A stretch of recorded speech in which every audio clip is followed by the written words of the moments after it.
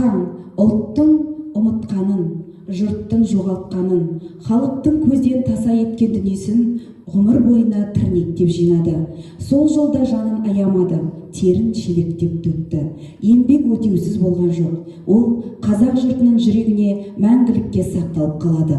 Қазір арамызда өзі болмағанымен, артына қалдырған сөз еңбегі қазақпен бірге қияметке дейін жасай беретіндігі анық. Сөз аудан әкімінің орынбасары Қожықаев Қанат Шубайұлына беріледі. Қайырлы күн, құрметті қатысушылар, Ақселеу ағамыздың ұстары қатысып отыр. Бүгінгі бір үлкен іс-шара, жаңа маған дейінгі сөз алған баяндамашылар жақсы бәрін айтып өтті. Негізгі Ақселеу ағамыздың 80 жылдығына арналған іс-шара жоспарының бастамасы міне бүгін басталып отыр. Жаңа біз айтып өткендей, әр жерде білім саласы болсын, мәдениет саласы болсын, басқа да біздің салаларымызда осы ақынға қатысты іс-шаралар жасалып жатыр. Енді осының бәрін біз біріктіріп, бір аудандық іс-шара жасап, әрі қарай бұл жұмысты жалғастырамыз деп ойлаймыз. Әрине солай болу керек. Ақаңның енді ашылмаған бізге белгісіз жерлері әлі де көп. Біз осы өсіп келген ұрпаққа Ақселеу ағамыздың барлық еңбегін, шығармаларын, зерттеулерін бәрін біз ой санасына жеткізіп қоюымыз керек деп ойлаймын. Өйткені ақаңның бүкіл еңбегі, жасаған істерінің бәрі бұл қазақ еліне, оның үстінде туған жерге деген ол кісінің сүйіспеншілігі, туған жерге деген ол кісінің ыстық ықыласы және патриоттық сезімі деп айтамыз. Осы еңбектердің арқасында ақаң бізді жалғыз Қазақстанға емес, шетелге танытты. 20-ға жуық кітаптардың авторы және бұл кісінің шығармалары 7 мемлекетте, оның ішінде ағылшын, неміс, орыс және чех тілдеріне аударылған. Сол себептен ақаң дүниежүзіне танылған тұлға деп айтамыз. Осындай ағамызды біз мақтануымыз керек, құрметтеуіміз керек. Ол кісімізді ұмытпай, бізден кейін ұрпаққа қалатындай мұра жасайтын. Жаңа айтып жатырмыз, Ақселеу ағамызға мектептің аты беріліп жатыр, музей ашылып жатыр, ағасы тағы көшенің аты бар. Енді бізде де мынау іс-шара жоспары дайындалған болатын. Біз аудан көлемінде біршама іс-шаралар атқарылатын болады алдағы уақытта. Оның ішінде облыстық мүшәйра, республикалық ғылыми конференция сияқты және жыр елі жаңарқа атты жаңарқа әндері мен Ақселеу ағамыздың әндерінің байқауына түссек деп, байқау емес, фестиваліне түссек деп жоспарлап отырмыз. Оны күн белгілейміз. Осындай үлкен ауқымды шаралар өткізетін боламыз. Және өзіңізге белгілі, мына жаңа аты айтылып өтті, біздің Ақселеу ағамыздың бауыры Асылхан ағамыз үлкен жұмыс жасап жатыр. Осы ауданның орталығына Ақселеу ағамыздың үлкен ескерткішін орнату бойынша. Ол жерде әрине демеушілер бар, осы Марат Икол сияқты бауырлар бар, бәрі бірлесіп жақсы бір жоба дайындалып жатыр.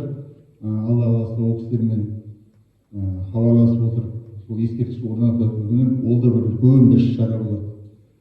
Қазіргі уақытта біз өз тарапымыздан ескерткіштің қоятын орнын белгіледік. Жан-жағын абаттандыру жұмыстарын ойымызға алдық. Қазіргі уақытта оның бәрі дайындалу үстінде. Сол бір жаңарқаның бір төріне Ақселеу ағамыздың бір ескерткіші қойылса, ол да бір үлкен мәртебе деп ойлаймыз. Жаңа көп іс-шаралар айтып жатырмыз, оның бәрі құр формал түрде өтпей, жалпы бәрімізге қонымды, түсінікті, балалардың ой санасына жететіндей жасауымыз керек деп ойлаймын. Сол себептен бүгінгі бастама өте дұрыс, жалғасы бұдан да ауқымды шаралар өткіземіз деген ойдамыз. Бүгінгі дөңгелек үстел ұйымдастыруға сіздерге көп рахмет.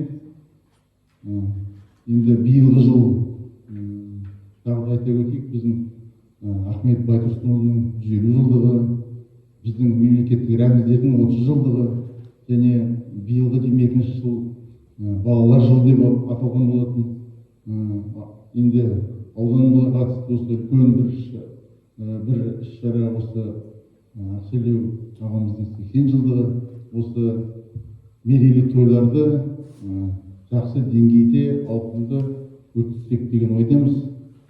Сәттілік бар. Рахмет. Енді мына бізде Сәкен Сейфуллин атындағы кітапхана, аудандық кітапханада Ақселеу қазақтың қазынасы атты көрме ұйымдастырылған болатын. Осы орайда Арай Жанатқызына сөз берсек, кітапханашы түсіндіріп өтсе.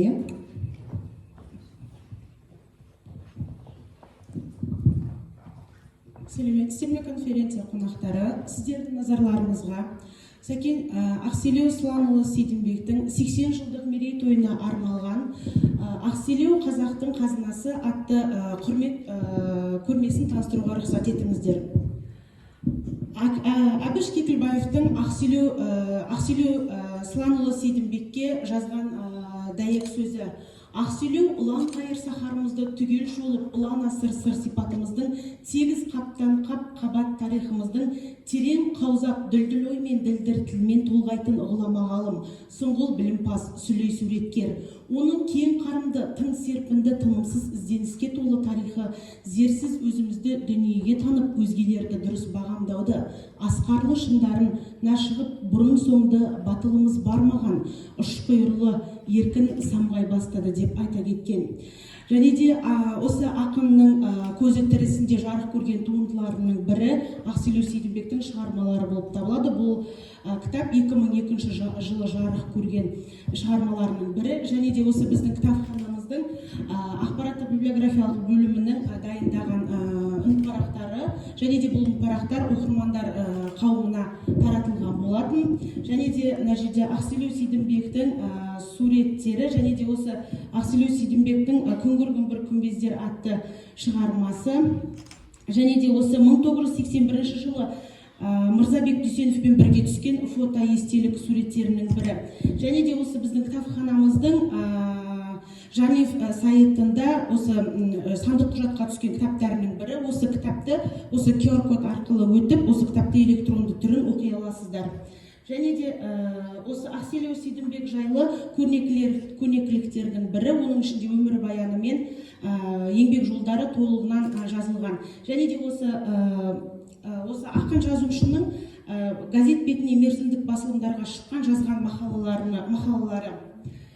Және де осы күй тарихын тартқан шежіре сыры деп аталатын сөре. Бұл жерде ақын жазушының жазған қазақтың күй өнері атты жарық көрген кітабы. Бұл жерде қазақтың салт дәстүрімен және де осы қазақтың өнерін кеңінен насихатталған кітаптың бірі. Және де осы келесі қазақтың ауызша тарихы деп аталады. Бұл жерде қазақтың салт дәстүрін, тарихын кеңінен насихатталған. Және де осы ауданымыздың 90 жылдығына шыққан кітаптың ішінде осы өлкеміздің ақын жазушылардың өмірбаяны толығымен шыққан, және де Ақселеу жайлы да толық шыққан мәліметтер бар. Және де осы жігіт болсақ шіркін-ай Ақселеудей деп аталатын сөреде бұл жерде Ақселеу Сейдімбектің марапаттары, еңбек жолынан алған мақтау қағаздары толығымен шығарылған. Және де Қарағандының энциклопедия кітабында да Ақселеу жайлы толығымен жазыла кеткен. Назар қойып тыңдағандарыңызға рахмет. Ағаларының атын байлап, құрдастарына қорғасындай салмағымен сыйлы бола білген ақан, соңынан ерген інілерінің алдында Алатаудай асқақ, Қаратаудай қазыналы келшеді. Ақселеу туралы аңыз шарана шырылдап жүргекке жатқанда басталыпты деседі. Марат аға, ақанның өмірдегі өнегелі өрнектердің өзіңіз көрген кейбір өрімдерін әңгімелеп берсеңіз. Енді бірінші жаңағы дәріптеріңіз келіп отырған өміріміздегі қауым сәлеметсіздер ме? Жаңа дәріптеріңіздің тегі қошқылда айтылған сөздер, бұның орынбасары айтылған қанат шоғаевтың сөздеріне қосыла отырып, бұл енді жаңағы менің ағам емес, бүкіл сіздердің ағаларыңыз, бүкіл халықтың ағасы. Бұл кісіні енді бала кезімізден көріп, біліп өстік. Мен бастауына келгенде Қарағанды облысындағы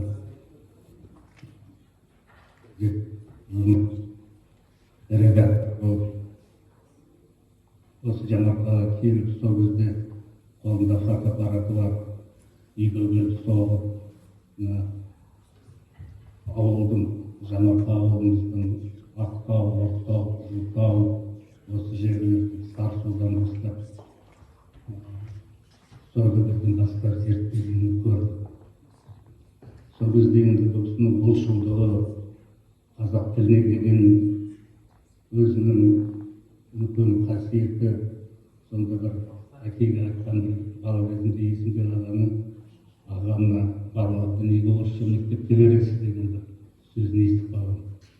Сонда сол кісінің қазіргі сөзіне еске келіп, өзінің тілін деген қастерлеген азаматтың біреуін, енді қай сала болса да бұл кісі жаңағы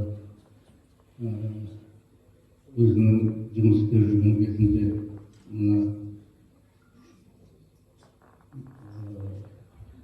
теледидардан өздеріңіз де көрген шығарсыздар, передачалар өткізіп сөйтіп жүретін. Сонда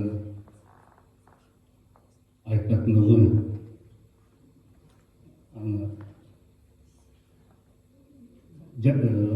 орындаушы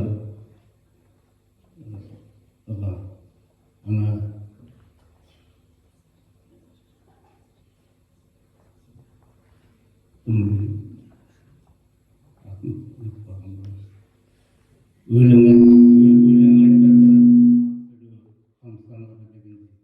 Сонда бүкіл өзінің өнерін мысалы пәрменді айтатын еді. Сонда енді үйіне барып жүрген кезде өзінің